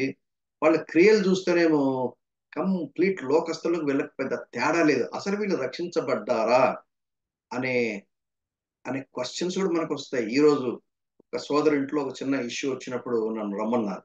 నేను వెళ్ళి కూర్చొని మాట్లాడుతుంటే ఒక సందర్భాన్ని గురించి మేము అనాలిసిస్ చేసాం ఒక 2 అవర్స్ కూర్చొని. అప్పుడు అనాలిసిస్ చేస్తుంటే మాకు క్లియర్ గా ఏమర్థమైందంటే, ఓ సంఘాన్ని నడిపించే సంఘ కాపరి he is not born again, his wife is not born again, his daughter is not born again. వాళ్ళేమో మేము రక్షించబడ్డాం, అద్భుతమైన సేవ చేస్తున్నాం అని చెప్పేసి నేను వెళ్ళి అక్కడ వాక్యం చెప్పా. సో నేనేం చెప్పడానికి ట్రై చేస్తున్నానంటే, సత్యాన్ని మనం గనక ఎరిగితే, ఈ సత్యాన్ని గనక మనం రెస్పాండ్ అయ్యి విధేయత చూపితే, ఆ సత్యంలో మనం ఎల్లప్పుడూ ఉంటాము, లేకపోతే ఉండము. అంటే తాత్కాలికమైన ఎమోషన్. వాక్యం చాలా బ్యూటిఫుల్ గా ఉంటది. దేవుని మందిరాల్లో దేవుని సన్నిధి చాలా ప్రచండంగా ఉంటుంది. అద్భుతమైనటువంటి దేవుని యొక్క సన్నిధిలో మనం కాసేపు స్పెండ్ చేసినప్పుడు ఇన్ఫ్లుయెన్స్ మన మీద ఉంటుంది. ఓ ఎంత ఎంజాయ్ చేస్తామో, ఎంత బ్యూటిఫుల్ గా ఉంటుందో. కానీ ఇంటి బొంగని మళ్ళా మామూలే. ఈ ట్రూత్ అనేది మనం పర్సనలైజ్ అవ్వాలి. ఈ సత్యం అనేది మనకు పర్సనలైజ్ అవ్వాలి. ఈ యేసుక్రీస్తు మనకు వ్యక్తిగతం అవ్వాలి. ఈ దేవుని యొక్క వాక్యం మనకు వ్యక్తిగతం అవ్వాలి. ఇది అపోస్తలుడైన యోహాను మనకు చెప్తున్న మాటలు బట్టి గ్రహించడానికి సాధ్యమవుతుంది. ఆ తర్వాత మూడో అధ్యాయంలో మూడో వచనంలో ఏమంటాడు ఆయన? సత్య ప్రేమలు మన యందుండగా తండ్రి అయిన దేవుని యొద్ద నుండి, తండ్రి యొక్క కుమారుడగు యేసుక్రీస్తు యొద్ద నుండి కృపయు కనికరమును సమాధానమును మనకు తోడగును. సత్యము ప్రేమలు మన యందుండగా. ఈ సత్యమును ఎరిగాను, ఈ సత్యానికి విధేయత చూపాను, సత్యములో నేను కొనసాగుతున్నాను. సో ఈ సత్యము దెన్ ప్రేమ అనేది యాడ్ అయింది. ఎందుకంటే ఈ దేవుని యొక్క సత్యంలో దేవుని యొక్క ప్రేమ ఉందన్నమాట. సో నేను గతంలో కూడా చాలా సార్లు చెప్పాను, మరలా మీకు గుర్తు చేస్తున్నాయి. కొన్ని మీరు విసుకున్నా పర్వాలేదు, నేను మరలా మీకు గుర్తు చేస్తాను. దేవుని యొక్క ప్రేమను గనక నేను ఎరిగితే, ఇదే మనం మొదటి యోహాను పత్రికలో చాలా సార్లు గుర్తు చేసుకున్నాం. దేవుడు నన్ను ఎంత ప్రేమించాడో అని దేవుని ప్రేమను నేను రుచి చూస్తే, ఆ దేవుణ్ణి ప్రేమించకుండా ఉండలేను. నేను దేవుణ్ణి ఎంత ప్రేమిస్తానంటే, నా దేవుని యొక్క ప్రేమను ఎంత మోతాదులో నేను రుచిస్తానో, కనీసం అంతలో కొద్దో గొప్పో నేను స్పందించడానికి నేను ట్రై చేస్తాను. నేను దేవుణ్ణి ఎంత మోతాదులో ప్రేమిస్తానో, అంతలో కొంచెమో కొద్దో తక్కువనో ఇతరులను ప్రేమించడానికి సాధ్యమవుతుంది. నేను ఇతరులను ప్రేమించడం అనేది దేనిపైన ఆధారపడుతుంది? దేవునికి నాకున్నటువంటి పర్సనల్ ఇంటిమేట్ ఫెలోషిప్ పైన ఆధారపడుతుంది. దేవుని ప్రేమను నేను రుచిస్తే, అయోగ్యుడైన నేను దేవుని ప్రేమకు నోచుకొని వ్యక్తినైన నన్ను దేవుడు ఎంత ప్రేమించాడో నాకు అర్థమైతే, అలాగే నా తోటి విశ్వాసిని నేను అలాగే ప్రేమిస్తాను. ఎందుకంటే నేను ప్రేమించడానికి ఆ వ్యక్తిలో ఆ ప్రేమకు తగినటువంటి క్వాలిటీ ఉండకపోవచ్చు, సిచ్యువేషన్ ఉండకపోవచ్చు, అన్వర్ది ఫర్ బీయింగ్ లవ్డ్ అయినా సరే, దేవుడు నన్ను ప్రేమించాడు, దేవుడు ఆ వ్యక్తిని ప్రేమిస్తున్నాడు, దేవుడు నన్ను ఆ వ్యక్తిని ప్రేమించమంటున్నాడు. ఈ పాయింట్ మీకు బాగా అర్థం అవ్వాలి. దేవుని ప్రేమ అన్నప్పుడు ఈ ఈ ట్రయాంగిల్ బాగా గుర్తుపెట్టుకోండి. ఇంకొకసారి చెప్తాను. దేవుడు నన్ను ఎంత ప్రేమిస్తున్నాడో, దేవుడు నన్ను ఎందుకు ప్రేమిస్తున్నాడో, అవి గనక నేను జాగ్రత్తగా పరిశీలిస్తే నేను దేవుని ప్రేమించకుండా ఉండలేను. దేవుడు నన్ను ఎలా ప్రేమించాడో అవతల వ్యక్తి విశ్వాసం కూడా అలాగే ప్రేమిస్తున్నాడు. సో దేవుడు ఆ వ్యక్తిని ప్రేమిస్తున్నప్పుడు నేను ఆ విశ్వాసాన్ని ద్వేషించే హక్కు నాకు లేదు. అయితే నేను ప్రేమించాలి. ఎందుకు ప్రేమించాలి? ఎప్పుడైతే దేవుణ్ణి ప్రేమిస్తానో, నిన్ను వలె నీ పొరుగువాన్ని ప్రేమిస్తాను. That is a simple logic అన్నమాట. అయితే ఇక్కడ మాట్లాడుతూ ఏమంటాడంటే, ఎప్పుడైతే ఇది జరుగుతుందో, సత్య ప్రేమలు మన యందుండగా తండ్రి అయిన దేవుని యొద్ద నుండి, తండ్రి యొక్క కుమారుడగు యేసుక్రీస్తు నుండి, మరి పరిశుద్ధాత్మ దేవుని గురించి ఎందుకు రాయలేదు? ఎందుకు రాయలేదంటే యాక్ట్స్ చాప్టర్ 2 తర్వాత అది రాయటం మానేశారు. యాక్ట్స్ చాప్టర్ ముందుకు ఖచ్చితంగా రాయాలి. కానీ యాక్ట్స్ చాప్టర్ 2లో పరిశుద్ధాత్మ దేవుడు ఈ భూమి మీద సంఘంతో కలిసి, విశ్వాసంతో కలిసి పర్మనెంట్ గా ఆ పరిచర్య చేయడానికి వచ్చిన కారణం చేత ఆల్రెడీ పరిశుద్ధాత్మ దేవుడు మనతో ఉన్నాడు. ఆల్రెడీ పరిశుద్ధాత్మ దేవుడు మనతో సహవాసం చేస్తున్నాడు. ఆల్రెడీ పరిశుద్ధాత్మ దేవుడు మనలో పని కలిగి ఉన్నాడు. అందుకనే మీరు చూడండి, ఏ ఎపిసోడ్ చూసినా గానీ గ్రీటింగ్ లో తండ్రి గురించి మాట్లాడతారు, కుమారుడైన యేసుక్రీస్తు గురించి మాట్లాడతారు, పరిశుద్ధాత్మ గురించి మాట్లాడరు. ఎందుకు మాట్లాడరంటే పరిశుద్ధాత్మ దేవుడు ఈజ్ ఆల్రెడీ గివన్. అయితే ఇవి ఎక్స్ట్రా బోనస్ అన్నమాట. ఏమిటి ఎక్స్ట్రా బోనస్? తండ్రి అయిన దేవుని యొద్ద నుండి, తండ్రి యొక్క కుమారుడవు యేసుక్రీస్తు నుండి కృప, కనికరము, సమాధానం, grace, mercy and peace. This is something fantastic అన్నమాట. దీని గురించి ఎన్నిసార్లు మనం చెప్పుకున్నా గానీ మనకు బోర్ కొట్టదు. కృప ఏంటి? కృప అంటే అన్వర్ధినైన నేను దేవుని యొక్క కృపను బట్టి ఒక వర్ది పర్సన్ కు ఏదైతే చేస్తాడో దాన్ని కృప అంటారు. బికాస్ గాడ్ ఈస్ గ్రేషియస్, దేవుడు కృపగలవాడు కాబట్టి నేను వర్ది కాకపోయినా కానీ నాకు ఏదో ఇచ్చాడు, నన్ను ఏదో చేశాడు, నా పక్షంగా ఏదో చేశాడు. Something he gave, he blessed something what not and what not. కనికరం అంటే అర్థమైందంటే దేవుడు కనికరం గలవాడు కాబట్టి యాక్చువల్గా నేను దేవుని ఉగ్రతకు పాత్రుని, యాక్చువల్గా దేవుని శిక్షకు పాత్రుని, యాక్చువల్గా నేను బ్లెస్సింగ్స్ పొందుకోవడానికి అర్హుడిని కాదు, నెగేషన్ అన్నమాట. అప్పుడు దేవుడు ఏం చేస్తాడంటే తన కనికరాన్ని బట్టి ఆ పనిష్మెంట్ నా మీద రానియకుండా చేస్తాడు. ఇది కృపకు కనికరానికి ఉన్న తేడా. సమాధానము అంటే అర్థం ఏంటంటే ట్రాంక్విలిటీ. ట్రాంక్విలిటీ అంటే అర్థం ఏంటంటే పాపమును బట్టి గందరగోళమైన పరిస్థితి ఏర్పడుతుంది. దేవుని యొక్క సన్నిధి నాతో ఉన్నప్పుడు ఏమవుతుందంటే నాకు ఆ ట్రాంక్విలిటీ, ఆ సమాధానం, ఆ పీస్ అనేది వస్తుంది. ఈ సమాధానం అన్నప్పుడు దేవుని యొక్క సమాధానం గురించి నేను మాట్లాడుతున్నాను. ఒకరితో ఒకరికి ఉండే సమాధానం గురించి నేను మాట్లాడట్లా. దేవునికి నాకు ఉన్నటువంటి సమాధానం గురించి నేను మాట్లాడట్లా. దేవుని యొక్క సమాధానం అది ఫిలిప్పీ పత్రిక 4వ అధ్యాయము 6-7 వచనాలు మనం చూస్తాం. సమస్త జ్ఞానమునకు మించిన దేవుని సమాధానము మీ తలంపులకు మీ హృదయములకు కావలి ఉండును అంటాడు. ఇక్కడ అపోస్తలుడైన యోహాను చెప్తున్నటువంటి ట్రూత్ ఇదే అనమాట. ఏమని చెప్తున్నా అంటే ఈ సత్యము ప్రేమలో ఎప్పుడైతే మనకు తోడుగా ఉంటాయో ఆ దేవుని యొక్క కృప, ఆ దేవుని యొక్క కనికరము, ఆ దేవుని యొక్క సమాధానము మనకు తోడుగా ఉంటుంది. What a blessing it is, what a blessing this is. ఆ తర్వాత రెండవ భాగాన్ని మనం చూడాలి. రెండవ భాగం అభినందనలు. 4వ వచనం నుండి 6వ వచనం వరకు కూడా ఏదో అప్రిషియేట్ చేయాలనుకుంటున్నాడు, మెచ్చుకోవాలనుకుంటున్నాడు. ఎందుకు మెచ్చుకోవాలనుకుంటున్నాడు? ఇక్కడ రాస్తాడు, తండ్రి వలన మనము ఆజ్ఞను పొందిన వారము నీ పిల్లలలో కొందరు సత్యమును అనుసరించి నడుచుతుండట కనుగొని బహుగా సంతోషించు. నీ పిల్లలు అందరూ అనలేదు, కొందరు. మరి సంఘంలో అందరి గురించి అనాలి కదా. సంఘంలో అందరికీ ఒకే రకమైన ఎక్స్పీరియన్సెస్ ఉండవు. సంఘాల్లో different different categories of peoples ఉంటారు. అయితే ఏ ఏ సంఘానికి వేస్తే స్థానిక సంఘానికి ఉత్తరం రాస్తున్నాడో అక్కడ అపోస్తలుడైన యోహాను అంటున్నాడు, నీ పిల్లలలో కొందరు సత్యమును అనుసరించి నడుచుకుంటున్నారు. సత్యాన్ని అనుసరించి నడుచుకుంటున్నప్పుడు ఒక అపోస్తలుడైన యోహానుకే ఇంత సంతోషం ఉంటే దేవునికి ఎంత సంతోషం ఉంటుంది? మన బైబిల్ గ్రంథంలో మనం చూస్తాం. ఒక పాపి గనుక రక్షించబడితే పరలోకములో దేవుని ఎదుట దూతలు కూడా సంతోషిస్తారంట, సెలబ్రేట్ చేసుకుంటారట. So not only when a person is born again, but when people walk in truth. సత్యం అంటే ఏంటో ఇందాక మనం ఆల్రెడీ చూసాం. సత్యానికి మనం రెండు విధాలైన అర్థాలు మనకు అర్థమైంది. ఒకటి ఏంటంటే యేసుక్రీస్తే సత్యము, ఈస్ అన్ అబ్జెక్టివ్ ట్రూత్, ఈ హిమ్సెల్ఫ్ ఈస్ ట్రూత్, ఆయనే సత్యము. రెండోది ఆయన వాక్యము మనకు సత్యం. సో యేసుక్రీస్తును ఇప్పుడు దాన్ని కనుక రీప్లేస్ చేసాం అనుకోండి, సత్యం అనే ప్లేస్ లో యేసుక్రీస్తును అనుసరించి నడుచుకొని, లేక యేసుక్రీస్తు సెలవిచ్చినటువంటి వాక్యము, ఆయన ఆజ్ఞలను అనుసరించి నడుచుకుని అప్పుడు సంతోషం ఉంటుందట. ప్రియమైన సహోదరి సహోదరులారా, ప్రియమైన సంఘమా, దేవుడు నన్ను చూసి సంతోషించాలంటే, లేక నన్ను బట్టి ఇతరులు సంతోషించాలంటే నేను సత్యాన్ని అనుసరించి నేర్చుకోవాలి. దేవుని ప్రేమిస్తే ఆయన వాక్యానికి లోబడతారు. ఈ ట్రూత్ మనం ఆల్రెడీ 1 యోహాను పత్రికలో ఎస్టాబ్లిష్ చేశాం. ఈ ట్రూత్, ఆయనను ప్రేమిస్తే ఆయన వాక్యానికి లోబడతారు. 5వ అధ్యాయం 1 యోహాను పత్రిక 4వ వచనం రాయబడింది. మనకు లాస్ట్ క్లాస్ లో మనం ఆల్రెడీ నేర్చుకున్నాం. ఎందుకంటే దేవునికి లోబడడం అనేది ఎందుకు లోబడతారు? రకరకాల కారణాలు ఉంటాయి. ఇప్పుడు ఫర్ ఎగ్జాంపుల్, అమ్మో దేవుడు నన్ను నరకంలో పడేస్తాడేమో, నేను కనుక లోబడకపోతే దేవుడు నన్ను శిక్షిస్తాడేమో అని దేవుని శిక్షకు భయపడి లోబడ్డం అని అదొకటి ఉంటుంది. విధేయత, obedience because God May punish. దేవుడు నన్ను పనిష్ చేస్తాడు, లేక అది ఒక రకం. ఇంకొక రకం ఏంటి? దేవుడు నాకు బ్లెస్సింగ్ ఇస్తాడు, దేవుడు నాకు కిరీటాలు ఇస్తాడు. ఎందుకు నువ్వు లోబడుతున్నావు? Attitude. Why do you obey?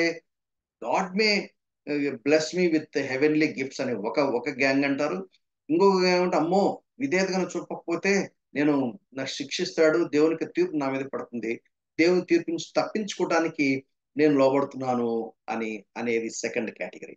Third category, the best category అంటే I obey because I love him. ఆయన నా యజమానుడు, ఆయన నా గురువు, ఆయన నా తండ్రి. నేను ఆయన్ని ప్రేమిస్తున్నాను గనక నేను ఆయనకు లోబడతాను. మనం ఆల్రెడీ గతంలో చూసాం ఏంటంటే ప్రేమించడం అంటే లోబడ్డం. మీరు లోబడకపోతే ప్రేమించట్లేదని అర్థం. సో కాబట్టి నీ పిల్లల్లో కొందరు సత్యమును అనుసరించి నడుచుకున్నట కనుగొని బహుగా సంతోషించుచున్నాను. ఆ తర్వాత ఆయన చెప్పినటువంటి 5వ వచనంలో చెప్పిన మాట, కాగా అమ్మా, క్రొత్త ఆజ్ఞ నీకు రాసినట్టు కాదు గాని మొదటి నుండి మనకు కలిగిన ఆజ్ఞనే వ్రాయుచు మనము ఒకరినొకరు ప్రేమింపవలనని నిన్ను వేడుకొనుచున్నాను. మనం ఆయన ఆజ్ఞలను నడుచుకున్నటయే ప్రేమ. మీరు మొదటి నుండి విన్న ప్రకారము ప్రేమలో నడుచుకునవలనదే ఆజ్ఞ. మరలా ఇప్పుడు అపోస్తలుడైన యోహాను ఆయన ప్రేమ గురించి మాట్లాడుతా ఉన్నాడు. ప్రేమ అనేది ల్యాండ్ మార్క్. ప్రేమ అనేది that is a fundamental sign of a believer. ఒక విశ్వాసం యొక్క లక్షణం ఏంటంటే ప్రేమిస్తాడు సత్యములో నడుచుకోవటం. చూడండి, నేను దాన్ని మళ్ళీ మీకు గుర్తు చేస్తూ రాశాను. ఏమని రాశానంటే, సత్యమును అనుసరించి నడుచుచుండుట, ఒకరినొకరు ప్రేమించుట, ఆయన ఆజ్ఞల ప్రకారం నడుచుట, అంటే ప్రేమలో నడుచుకున్నట. మనం ఒకరినొకరు ప్రేమింపవలనని నిన్ను వేడుకొనుచున్నాను. మనం ఆయన ఆజ్ఞల ప్రకారం నడుచుటయే ప్రేమ. ఏంటి ప్రేమ? ఆయన ఆజ్ఞలకు విధేయత చూపడమే ప్రేమ. మీరు వినిన ప్రకారము ప్రేమలో నడుచుకోవాలన్నదే ఆజ్ఞ. తిరగ అక్కడక్కడే దాని చుట్టూ తిరగచ్చుండే అపోస్తలుడైన యోహాను. అందుకనే it has become a title. దేవుని ప్రేమలో సత్యం ఉంది. దేవుణ్ణి ప్రేమించేవారు సత్యమును అనుసరించి నడుస్తారు. So that is the important point of the text అన్నమాట. 3వ భాగము 7వ వచనం నుండి 11వ వచనం వరకు కూడా మనం చదివితే మనకు అర్థమవుతుంది. యేసుక్రీస్తు శరీరధారి అయి వచ్చెనని ఒప్పుకొనని వంచకులు అనేకులు లోకములో బయలుదేరి ఉన్నారు. వంచకులు అని చెప్తున్నాడు. ఎవరు వంచకులు? యేసుక్రీస్తు శరీరధారి అయి వచ్చెనని ఒప్పుకోరంట వాళ్ళు. వీళ్ళు ఎవరు? జెహోవా విట్నెసెస్ వాళ్ళు. దీంట్లో కల్ట్స్ అంటారు వాళ్ళు. ఎందుకని కల్ట్స్ అంటారంటే, they will delete Jesus Christ.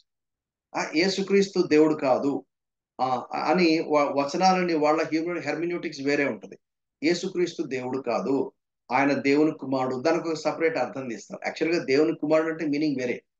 దేవుని కుమారుడు అంటే దేవుడే. దేవుని కుమారుడు అంటే దేవుడే. మీకు ఆల్రెడీ గతంలో మీకు అన్ని ఎక్స్ప్లెయిన్ చేశాను. 4 కారణాలు చూపించాను. దేవుని ఇక్కడే మనం 1 జాన్ బైబిల్ స్టడీ చేసినప్పుడు మీరు పాతది గుర్తుపెట్టుకుని మీరు ఎక్కడైనా నోట్స్ రాసుకోండి. దేవుని కుమారుడు, ఆయన దావీదును దేవుని కుమారుడు పిలిచాడు. ఆయన సొలొమోనును దేవుని కుమారుడు పిలిచాడు. అంటే దేవుడు ఎవరినైతే స్పెసిఫిక్ గా ప్రేమించి తన ప్రణాళికలో ఒక ఒక ఒక ఒక స్పెసిఫిక్ పర్పస్ ఉంటుందో వాళ్ళని, అలాగే ఇశ్రాయేలుడు నా జ్యేష్ఠ కుమారుడు అన్నాడు. సో దావీదును అలాగే అన్నాడు, సొలొమోనును అలాగే అన్నాడు, ఇశ్రాయేలును అలాగే అన్నాడు, యేసుక్రీస్తును కూడా అలాగే అన్నాడు. సో అంటే అర్థం ఏంటంటే, యేసుక్రీస్తు ఒక స్పెసిఫిక్ పర్పస్ తో సాల్వేషన్, మనకు రక్షణ ఇవ్వటానికి ఆయనకు ఒక పర్పస్ తో ఆయన ప్రియమైన కుమారుడుగా, అంటే త్రిత్వంలో దేవుని యొక్క ప్రేమ ఉందనేది మనకు అర్థమవుతుంది. God the Father loved God the Son through the Holy Spirit. ఈ సృష్టించబడక మునిపే త్రిత్వంలో ప్రేమ అనేది ఉన్నది. సృష్టించిన తర్వాత మనుషుల పైన ఆధారపడి ప్రేమించడానికి మనుషులు అవసరం లేదా? సో బట్ ఆయనే ప్రేమయ్య ఉన్నాడు. మనం ఆల్రెడీ గతంలో మనం చూసాం. యేసుక్రీస్తు శరీరధారి అయి వచ్చానని ఒప్పుకుని వారు, అది వాళ్ళు వంచకులు అన్నాడు. 8వ వచనం, అట్టివాడే వంచకుడును క్రీస్తు విరోధి అయి ఉన్నాడు. వాడినే క్రీస్తు విరోధులను కూడా ఉన్నారు. వాళ్ళు ఒప్పుకోరు, వాళ్ళు వంచకులు, వాళ్ళు క్రీస్తు విరోధులు. వీళ్ళు ఏం చేస్తారు? మేము మీ మధ్యను నెరవేర్చిన కార్యములను చెడగొట్టుకొనక మీరు పూర్ణ ఫలం పొందినట్లు జాగ్రత్తగా ఉండండి. మేము మీ మధ్య కష్టపడి దేవుని యొక్క సేవ పరిచర్యలు చేసి కొంత సాలిడ్ వర్క్ జరిగింది. ఆ ఆ పనిని చెడగొట్టే పని వీళ్ళు చేస్తారు. ఎవరు వాళ్ళు? క్రీస్తు విరోధులు, వంచకులు. వాళ్ళు యేసుక్రీస్తు శరీరధారి అయి వచ్చనని ఒప్పుకొనని వాళ్ళు. మీరు పూర్ణ ఫలము పొందాలి అంటే, మేము ఏ పనైతే మీ మధ్యలో మేము చేశామో ఆ ఫలము మీకు కంప్లీట్ గా మీరు ఎంజాయ్ చేయాలంటే మీరు ఒక పని చేయాలి. ఏం చేయాలంటే, ఈ క్రీస్తు విరోధుల విషయమై, ఈ వంచకుల విషయమై మీరు తగు జాగ్రత్త తీసుకోవాలి. 9వ వచనం, క్రీస్తు బోధ యందు నిలిచి ఉండక, క్రీస్తు బోధ క్రీస్తు బోధ యందు నిలిచి ఉండక దానిని విడిచి ముందుకు సాగు ప్రతివాడు దేవుని అంగీకరించిన వాడు. క్రీస్తు బోధను అంగీకరించారు అంటే, క్రీస్తు బోధ అంటే ఏంటి? యేసు క్రీస్తు శరీరధారి అయి వచ్చానని వాళ్ళు ఒప్పుకోరు. దాని గురించి మీకు కొంచెం ఎక్స్ప్లెయిన్ చేస్తాను, మీకు కొంచెం బాగా అర్థమవుతుంది. ఆ బోధ యందు నిలిచిండు వాడు తండ్రిని కుమారుని అంగీకరిస్తాడు. సో ఇప్పుడు తండ్రిని కుమారుని అంగీకరించాలి, క్రీస్తు బోధను అంగీకరించాలి. 10-11 వచనాలు. ఎవడైనను ఈ బోధను మీ యొద్దకు తేక మీ యొద్దకు వచ్చిన యెడల వానిని మీ ఇంట చేర్చుకునవద్దు, శుభమని వానితో చెప్పవద్దు. శుభమని వానితో చెప్పువాడు వాని దుష్క్రియలలో పాలిభాగస్తుడవుతాడు.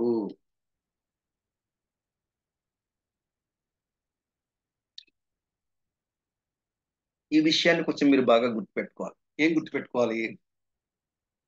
యేసు క్రీస్తు శరీరధారి అయి వచ్చినను ఒప్పుకున్నవాడు. నీకు అలా లాస్ట్ టైం ఎక్స్ప్లెయిన్ చేశాను, ఇంకొకసారి మీకు గుర్తు చేస్తాను. యేసు అనగా హ్యూమన్ నేమ్. తన ప్రజలను వారి పాపం నుండి ఆయనే రక్షిస్తాడు గనక ఆయనకి యేసు అని పేరు పెడతారు. మత్తయి 1:21. క్రీస్తు అంటే ఎవరు? అభిషక్తుడు. క్రీస్తు అనే పదము గ్రీక్ భాష నుంచి వచ్చింది. మెస్సియా అనే పదము హెబ్రీ భాష.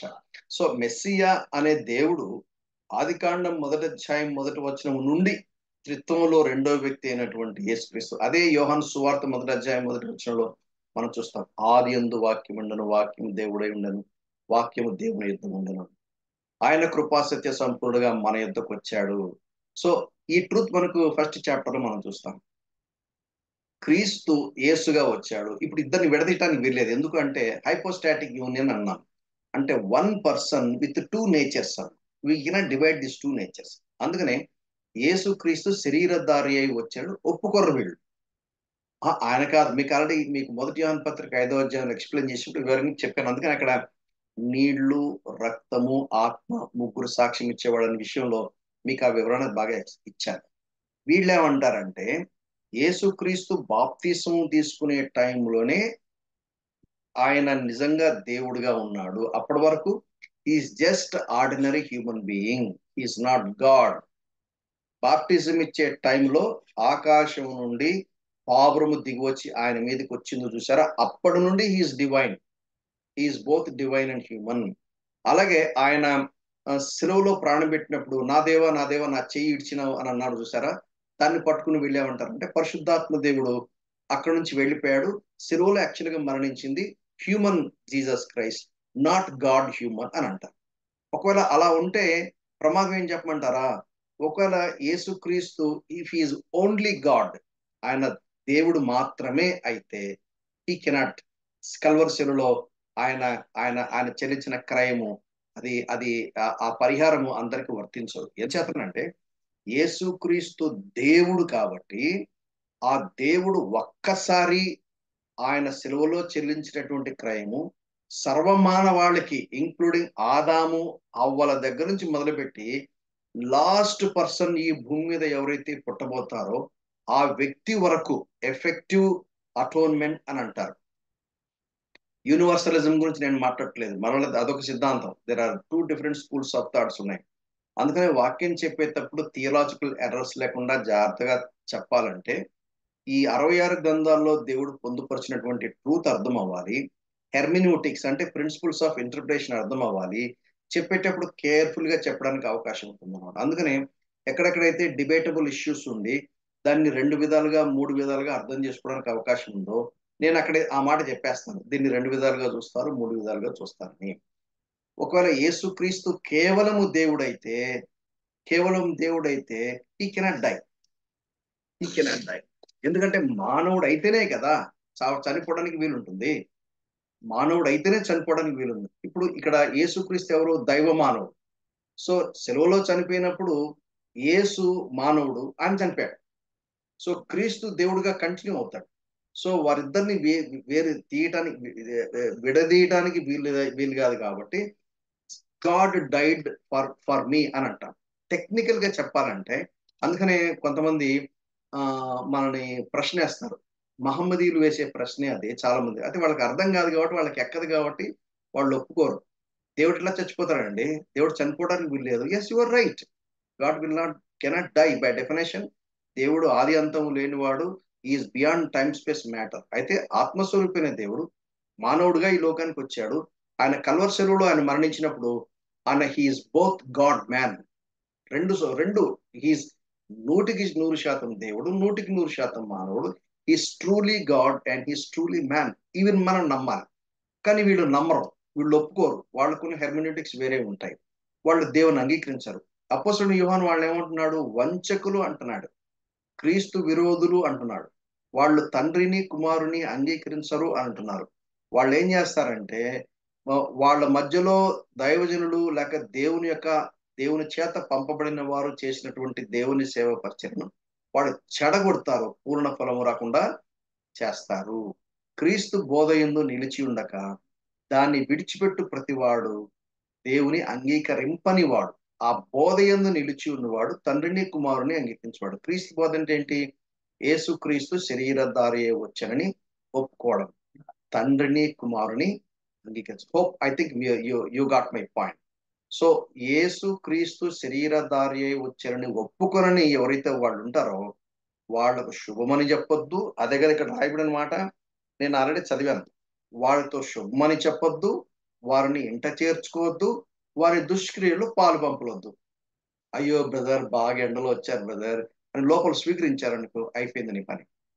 క్రీస్తు విరోధులతో సహవాసం చేయడం అంటే వారికి గ్రీటింగ్ చెప్పడం, వారికి ఆతిథ్యం ఇవ్వటం, లేక సకల మర్యాదలు చేయటం. కానీ కేటగారికల్గా దేవుని వాక్యం, ఎందుకంటే ఆ దినాల్లో హౌస్ చర్చెస్ లాగా ఉన్నాయి. హౌస్ చర్చెస్ లాగా ఉన్న పోషించడానికి చాలా మంది ట్రావెలర్స్ వచ్చేవాళ్ళు.